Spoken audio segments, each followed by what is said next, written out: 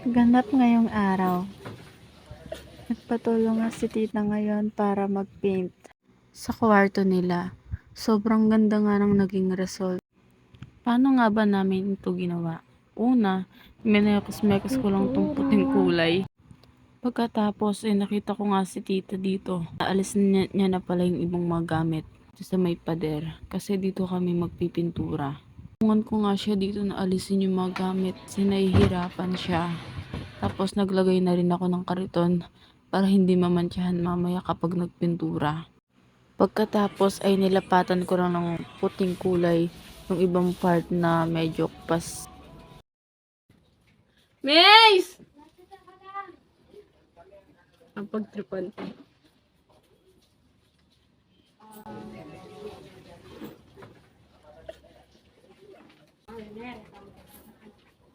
Mace! Kalambat na po. Napakita ko sa'yo. Halika dito. Halika dito. Sino daw? Pumakasaban na isa. Ikaw ka? Tingnan mo nga. Tingnan mo, pakita mo daw sa kanila.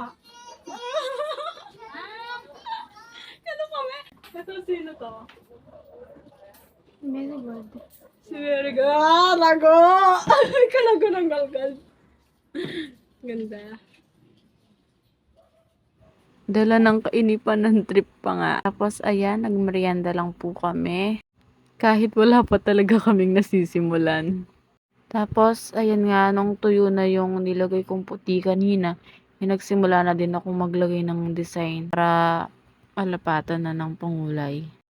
Ang gagawin pala natin is yung geometric design. At talaga namang hindi natin may iwasan is yung may mga batang ganyan. Yung nakikugulo sa paligid natin. At talaga nga namang hindi niya kami maiwan-iwan. Hanggang dito, ayan pa rin siya, tutok na tutok.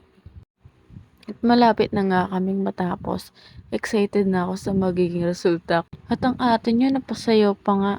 Dahil nakakaengganyo pa nga ang tugtugan ng mga bata dito sa may labas. Hindi ko nga alam po anong ginagawa ng batang to. Sobrang tawa ko nga dahil todo sayo mga bata dito. Kaya naman pati ako'y napasayaw na din. Pati palang aking titay napasayaw na din. Ako nga ay nag-enjoy din dahil sa mga bata. Pagkatapos nga nito ay chinek namin yung wall kung tuyo na. At tinanggal na namin yung mga tape para naman makita na namin yung resulta. Kaya ayan na siya. Sobrang ganda. Oh my God. Gusto kong ulit-ulitin. Kaya naman gagawin ko ulit to sa kwarto ng kapatid ko. Sobrang nga akong nasatisfied sa naging resulta nito. Kaya naman nadakal salamat kay Pamanalbang hanggang kay Ninamo.